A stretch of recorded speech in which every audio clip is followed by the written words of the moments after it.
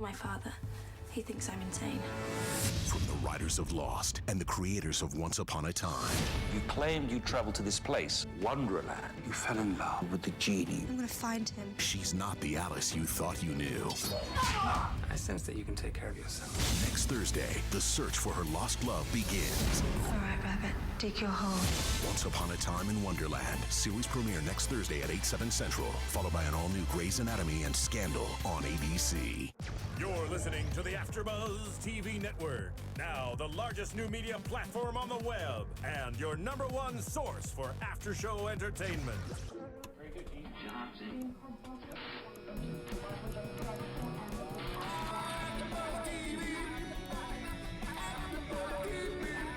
From the Afterbuzz Studios in Los Angeles, California. Presented by Maria Menounos and Bing.com. And streaming live thanks to Akamai Technologies. This is Afterbuzz TV's Agents of S.H.I.E.L.D. After Show.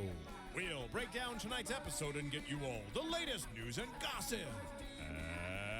And now, another post-game wrap-up show for your favorite TV show. It's Afterbuzz TV's Agents of S.H.I.E.L.D. After Show.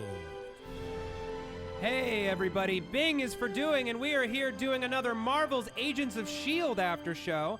I'm Matt Lieberman, and joining me tonight on the panel is Kristin Carole. Hey guys. How are you, Kristin? Good. How are you doing? I'm doing great. Nice to meet you. Yes, nice to meet you too. New studio that I haven't been in yet. I know, it's awesome in here, and so glad to have you on the panel for the rest of the season. Unfortunately, Kaori, Steph Z, and Chrisley could not be here tonight. We wish them well, and we will see them next week. I loved tonight's episode. Me too. Yeah. I definitely like this more than the first one. Way better. I see myself enjoying each one increasingly more. It felt more like an adventure. Mm-hmm. It felt more like an adventure. We got out of a city environment.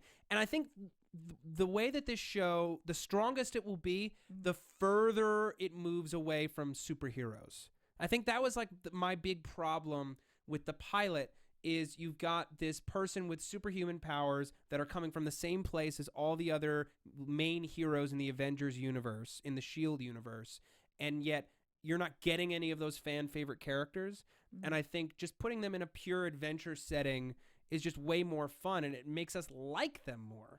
Well, it gives you a chance to get to know the characters more, and that's what this show needs. And of course, the pilot is just setting everything up, and now the second episode, you're able to take what little we know about everybody and build on that. So we need to know more about the team before you can invite. I don't mind the superhero aspect, actually. Okay. I like how they do it, and I like how Joss Whedon he can write. Joss Whedon is the funniest one-liners that pretty much make my night. Yeah.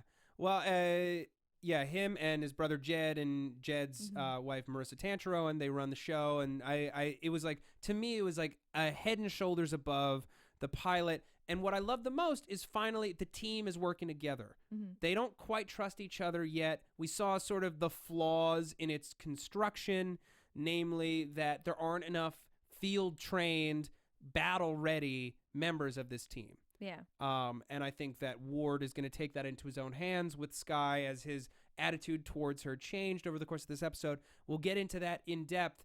But first, I want to talk about an exciting show coming to ABC. Yeah. We saw previews during the during the opening of our show. It's called Once Upon a Time in Wonderland. On Thursday, October 10th, don't be late for the biggest adventure of the season. Jump down the rabbit hole into the epic romance. It's the premiere of ABC's brand new series, Once Upon a Time in Wonderland. She's not the Alice you thought you knew. She's all grown up, smarter, stronger, a fighter, and in love with the genie from Aladdin.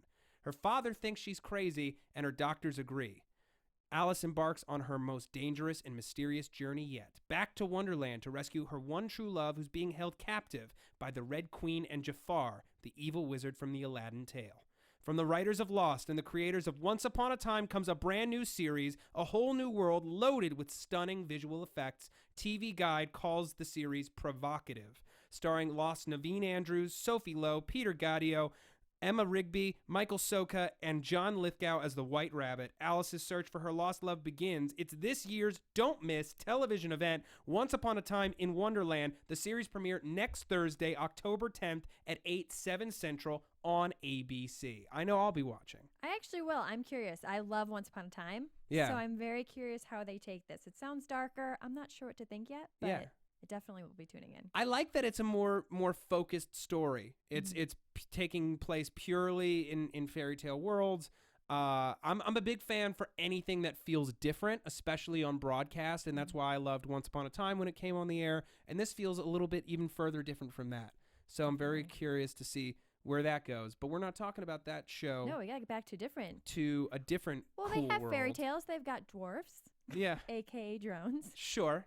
Our 7 dwarves got a little fun. I love that. That's such a fun little quirk of the show, and I love the way that they're used. Fitzsimmons are so cool and funny.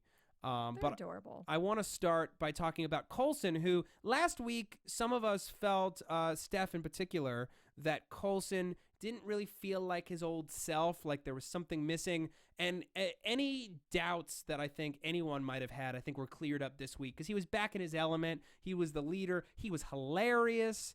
And we saw that he has kind of a saucy past. When she first appeared, Camilla, and we saw them together and they said, we have a history. I'm like, get some Coulson. Get it, Coulson? He's not. It's not just the cellists anymore, you know. What happened to her? I'm kind of sad for her. Well, I'm sure when he died the first time, right, that she probably mourned his death. And he can't tell her that he's alive again. Exactly. That's a good point. Because most people can't know. Only people with level 7 clearance can know. And she probably doesn't even have any clearance. She has negative 5 clearance. Yeah. Clearance level -5. But there's still questions about Coulson. Yeah. That are obviously unanswered because Tahiti is a magical place. Yes. Well, so many people on the YouTube this week. So there are a lot of theories. Some people think, and I continue to potentially think, that he is the Vision, who was a member of the Avengers in the comics. He's kind of an android hologram kind of a guy. So he's like, basically the theory is that Coulson isn't real and he's been turned into something else. Some people are saying that he's an LMD, I believe it's a life model decoy, is the term. I meant to look it up, but I do 3 shows back to back on Tuesday nights. If I would have known, I would have definitely looked it up for you. That's all right. Forgive me, and we'll have a very in-depth discussion about LMDs next week. I'm writing that down. Yeah, right away. So let's talk about this episode. Was a direct continuation of the pilot. They found out that there was an 084 at the end of the first episode, and they went off to tackle it in their super cool spy plane headquarters. Their airborne man cave. Yes. Which I love that they called it that. Yeah. It's Coulson's gift. It's basically. the bus. The bus is an airborne man cave with a cool bar. We got that great cameo from Samuel L. Jackson at the end of the episode. Thank Nick goodness. Fury on television. I think that's part of the draw to the show for a lot of people is who is going to show up, and not just necessarily a big name like Samuel L. Jackson, but who from the comics, who we hear about in the movies that we maybe don't see. Yeah. No, and even Lola the Flying Car apparently was from the comics. Exactly. We had a lot of people. I was reading the comments. I put them out. One from Agents of S.H.I.E.L.D. One day ago. Flying cars have been part of S.H.I.E.L.D. comics since 1967. Yeah. Well, that explains it. If you don't know that, if you don't know that they're from the comics, you can understand, I think, our reaction last week to them. But I love the bus. I think it's super cool. They head down to Peru, jamming out, looking for a piece of Tesseract technology, some ex-Hydra tech, which okay, here's my question to you, and you tell me what you think. I'm ready for it. So the reason that they gave for this Hydra laser being buried in this temple is that after the fall of the Third Reich, Hydra scientists came to hide in Peru and then continued some of their work there. Yeah, that's their movies. It happened, and then there were movies about it, Boys of Brazil and all that kind of stuff. So I could see them doing it, as we saw in Captain America. Right. But it's a Tesseract-powered laser, but the Tesseract they didn't have access to it when they went to Peru. So how did they build this laser with this energy if they didn't have access to the cube? It doesn't, I don't know. That didn't I know. And like, I'm the guy who's going to ask the questions and people are like, I don't know. But like, it stuck out to me, and someone tell me, either tweet at me or hit us up on the YouTube. Let us know your theories. It could simply be that they built that laser before they left Germany and just brought it with them.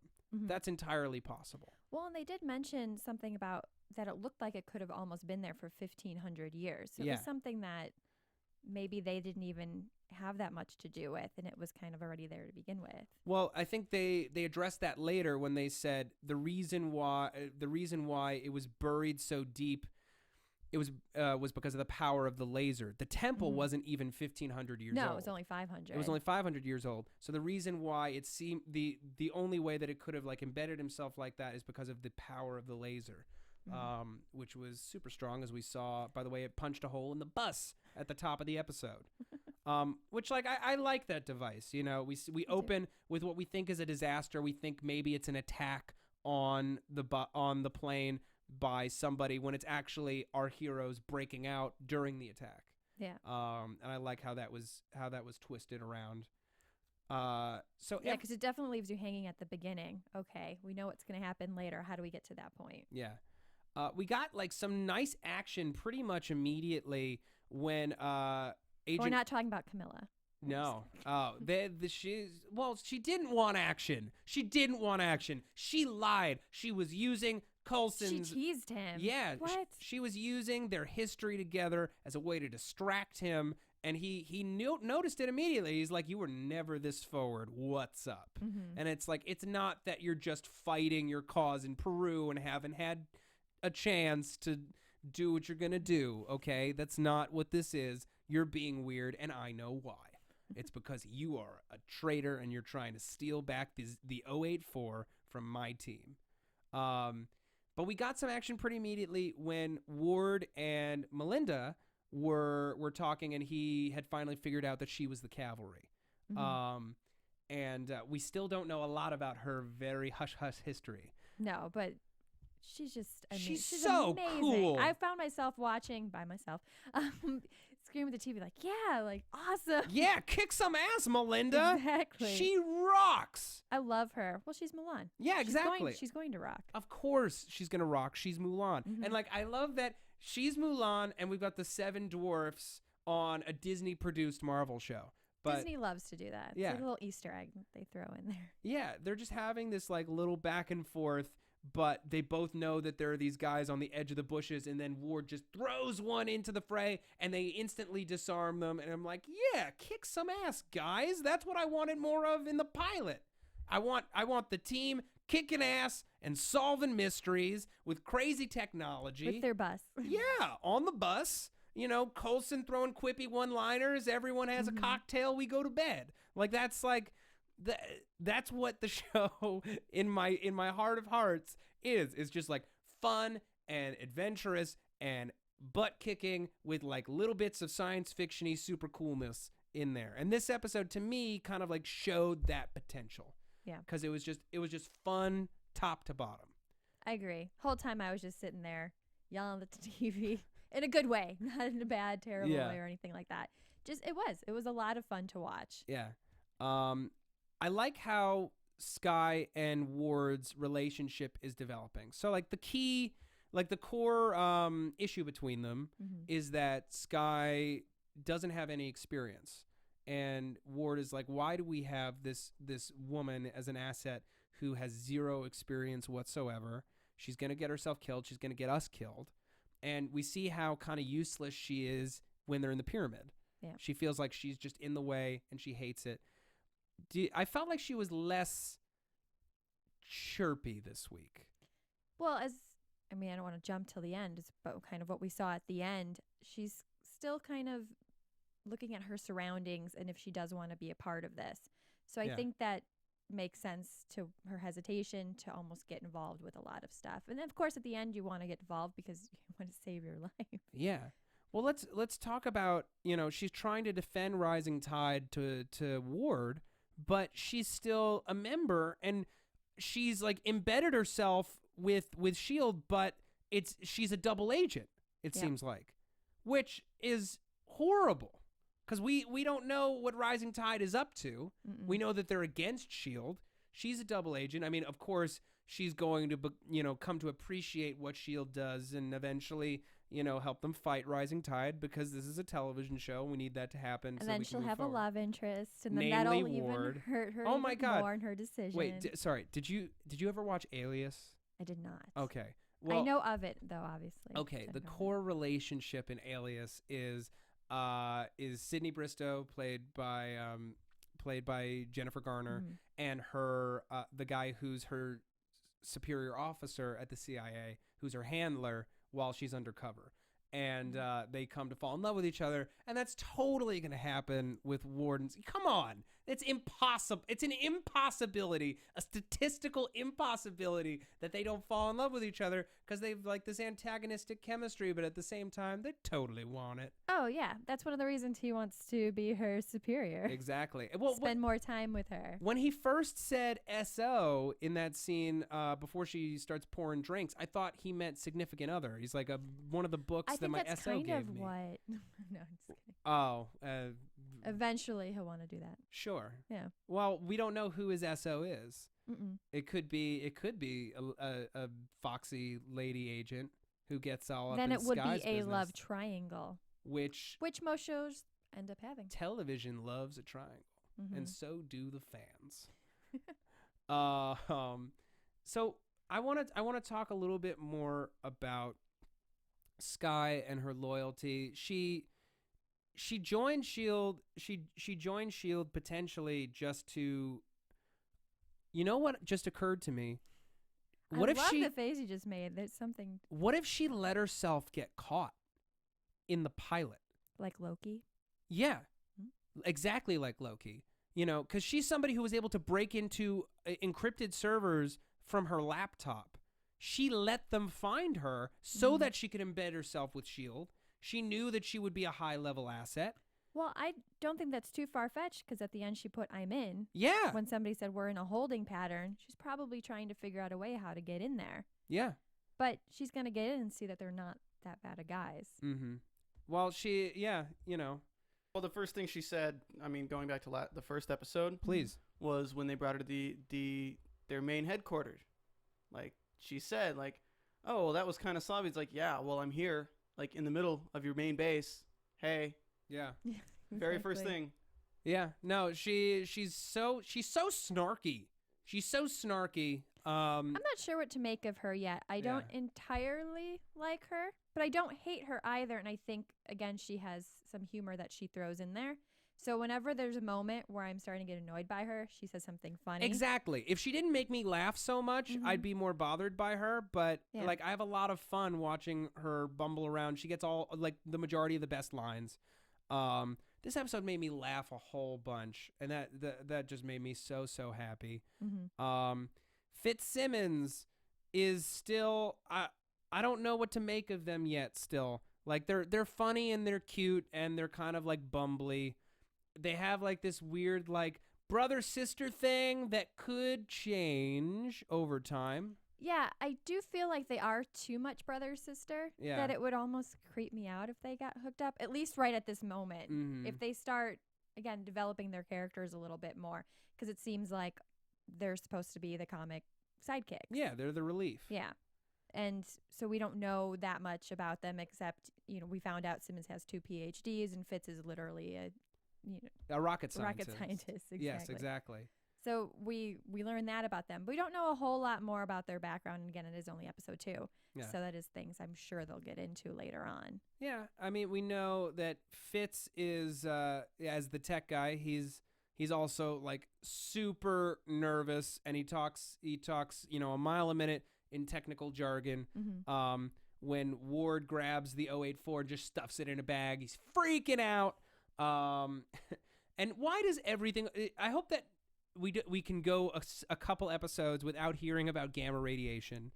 Like that's the thing for me. And I know that there are fans out there who like people, especially people who are coming to this just as fans of the movies, who, you know, aren't necessarily Joss Whedon fans or aren't fans of the comics or whatever. I think the strongest elements of this show aren't necessarily the ones that have to do with the movies. I think that ultimately the strongest elements of this show are going to be our characters once we get to know them, their relationships, you know, the fact that they're stopping super-powered, high-tech villainy all around the world, and then we can go anywhere and do anything, versus, and I hope that they don't feel beholden to putting details from the movies in every episode. I'm not opposed to it, and I like the fan service. Don't get me wrong. Yeah. I'm a fan, and I like to be courted. I like when a series creator throws me a bone or several. I think that's what they're doing. They're giving you flowers and some chocolates right now, and then you're going to get into a real relationship where you don't necessarily get those. You don't have dates anymore. It's just you're kind of there, but it's a comfort, and you're glad to be there. Well, I'm sure it'll be better than that. It's making me cry to think that they won't give me flowers and chocolates once we're in it. You'll have anniversaries where Nick Fury shows up. Yeah, Jed Whedon and Marissa Tancheroman, don't think that once you've won me over, that's just it. The romance has to continue, okay? I want to be wined and dined until we're done with season 8 of this show. So just keep on doing that, okay? I'm so sensitive. Someone on said you were someone the on YouTube, romantic type, someone on YouTube made a point. No Sherlock. No Sherlock. LOL at the guy being romantic of the crew. And thanks everybody. Seriously, you guys are awesome. I was reading. I have 3 pages worth. We have awesome fans, and I love anyone who wants to continue this conversation with us. We're just fans just like you, and we just love talking about these shows. That's why we do what we do. One way that you can show your support for us is to go to iTunes and rate and comment on there.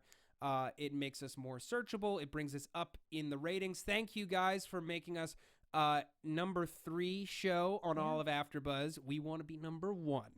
We want to be number 1 because why shouldn't we be? This is Marvel, y'all. It's a big old show, and we need to get up there. So if you could help us out with a 5-star rating or 2 you and actually some did comments. have a 5-star one. What? I was nervous coming on here because your crew was so great. Yeah. So thank you for No, welcoming Kristin me. Carole, you are welcome with open arms, and you are part of the Marvel's Agents of S.H.I.E.L.D. After Show family, and we shall be together forever, or at least as long as the show runs. The show goes. Which is forever.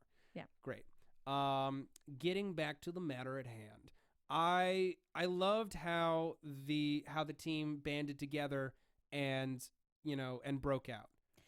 It did. I know we talk about movie references, but definitely Coulson is taking something out of the Nick Fury handbook, where he used Coulson's death to bring together the Avengers, and now Coulson said we have a common enemy.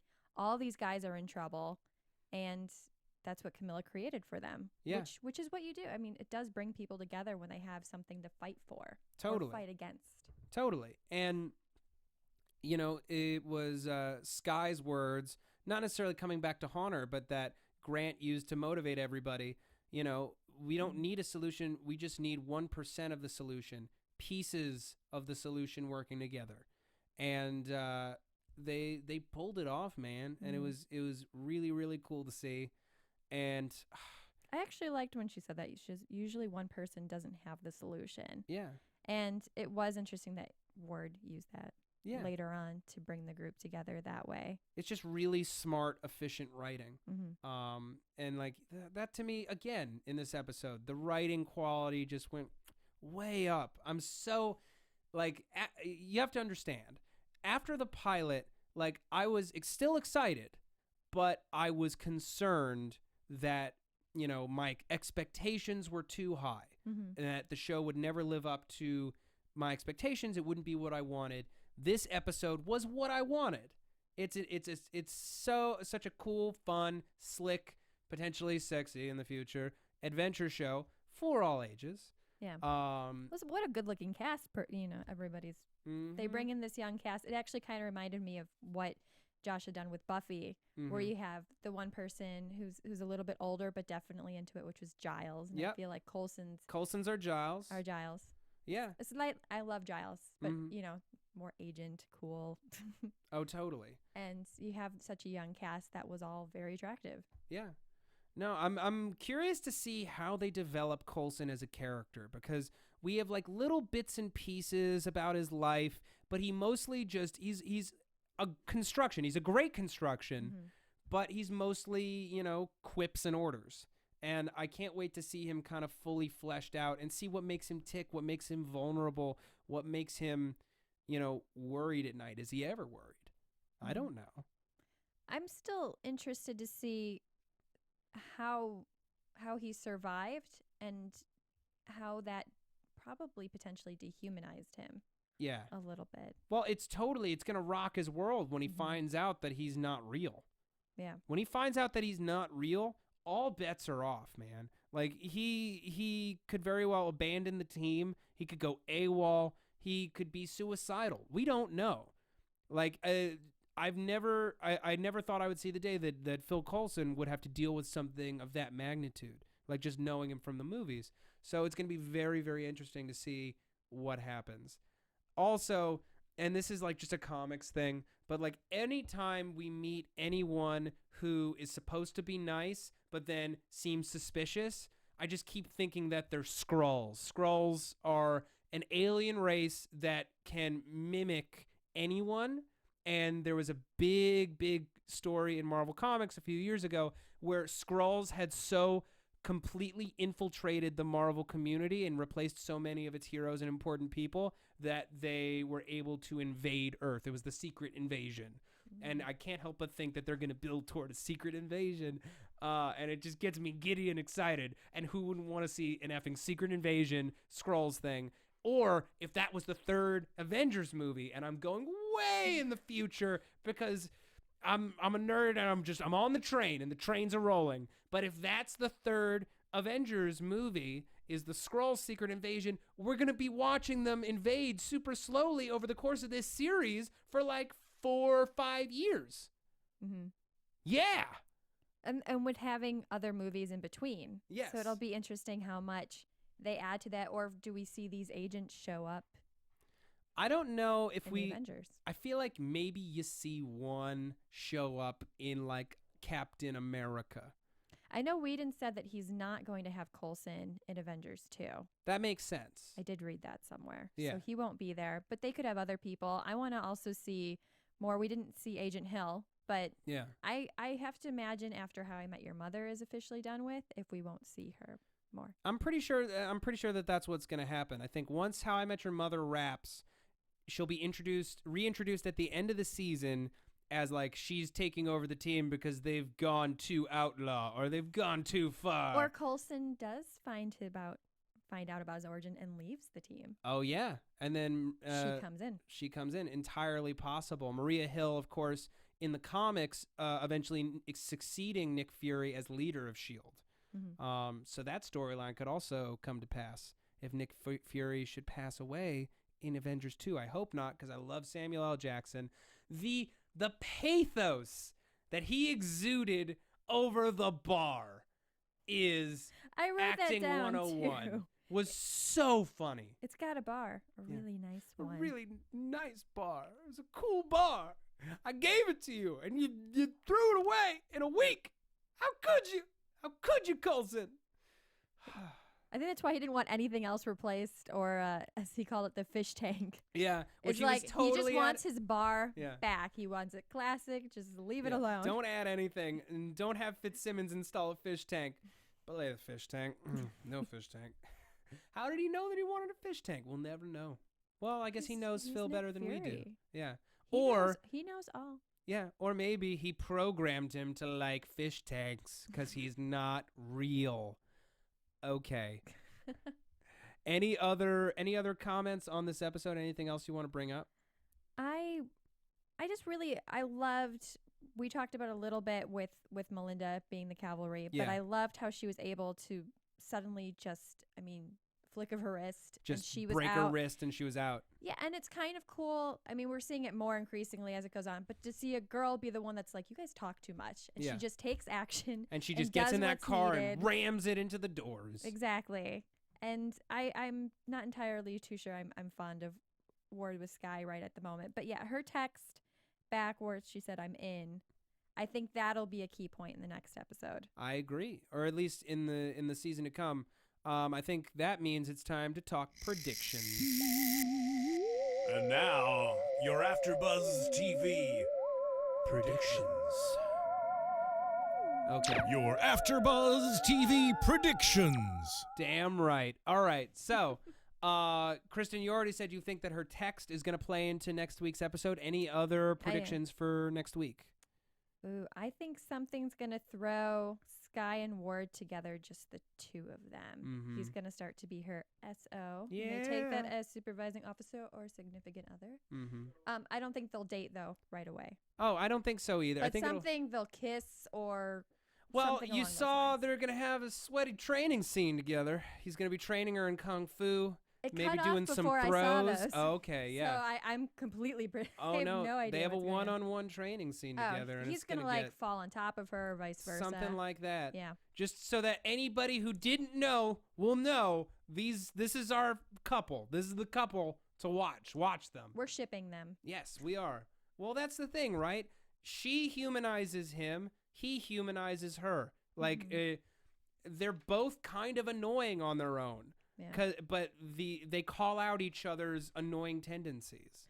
And I was gonna bring, since you are a huge fan of the comics, the creative chief creative officer of S.H.I.E.L.D. did a big interview, and Of one Marvel of the or things, of S.H.I.E.L.D.? I'm sorry, of Agents of S.H.I.E.L.D. Excuse me. Oh. He said that some interesting things.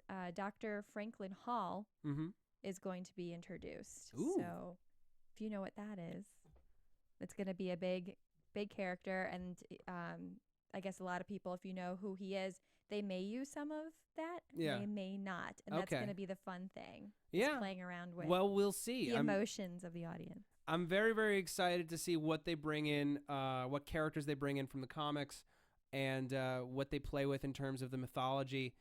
I just want more cool adventures. I just want to continue to have fun and get to know these people.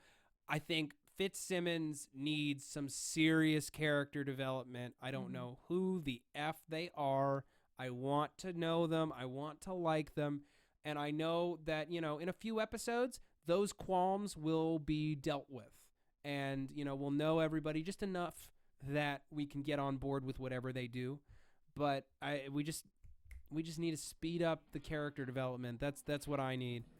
All right. Kristin Carole, where can the people find you? You can find me on Twitter, Kristin Carole 13, and then starting October 13th, I'll be back for Walking Dead, so you can find me on there. All right. At AfterBuzz. Great. And you can find me on Twitter at Matt Lieberman. That's MattLieberman. You can also find me here on AfterBuzz TV on the Sons of Anarchy, Low Winter Sun, and Sleepy Hollow after shows. I just want to plug one thing real quick for our friend Steph Z. She's going to be taking some time off from AfterBuzz to take part in the Friend Project. It's a really fantastic nonprofit that helps deal with bullying in schools. They're doing a tour, a walking tour. I believe it's a nationwide tour, and she's helping out with a documentary on it. We wish her well. You can check that out at friendproject.com. Thank you guys so much, and we will see you next week. From Bing.com, executive producers Maria Menounos, Kevin Undergaro, Phil Svitek, and the entire AfterBuzz TV staff, we would like to thank you for listening to the AfterBuzz TV network. To watch or listen to other after shows and post comments or questions, be sure to visit AfterBuzzTV.com. I'm Sir Richard Wentworth, and this has been a presentation of AfterBuzz TV. Buzz you later. The views expressed herein are those of the hosts only and do not necessarily reflect the views of AfterBuzz TV or its owners or principals.